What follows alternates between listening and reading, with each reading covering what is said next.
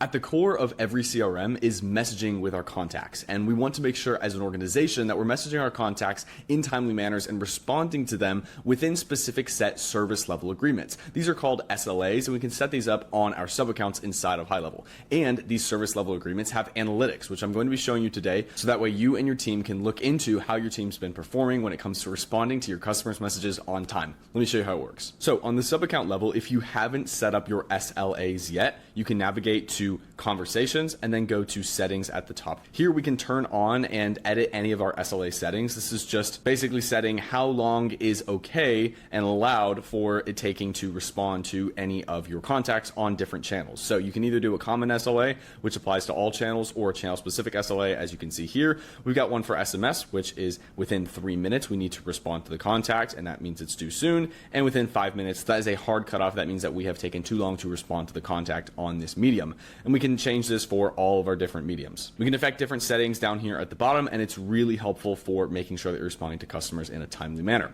Now, you'll see next to settings is the analytics tab, which is really helpful for seeing your SLA performance. So we can see at the top first how often we meet our SLAs. So we can see we've got 57%, and you can see how many messages we'll respond to within the service level agreement window. We can then see on the other side what percentage of messages and how many messages breach the SLA. Now, breached may sound like a harsh word, but the reason this is set up is because this is a service level agreement. So for lots of companies, you have to set up specific time windows that you agree with the customer that you're going to respond to them within. So if you set these up with your customers and you don't respond to them within that time window, then that's what this means. You can also just use this as a helpful analytic if you don't have those service level agreements, but just to know how often you're actually responding to your customers pretty quickly. You can also see your average response time from your team here. You can filter in the top right between dates. So if we want to just look at a specific month or the last 30 days or the last 90 days, anything like that, we can set up in order to see different date windows for our SLAs. We can also see a performance trend down here at the bottom, which can see our percentages over time. So we can see ours is slowly increasing, which is good. We can then see our SLA performance by users. So which users are responding to the contacts and if they are unassigned to contacts, and which users are performing the best. This is super helpful so you can see which users are responding to contacts the fastest, which ones are maybe struggling, so you can make sure that your team is in line with responding to customers in timely manners.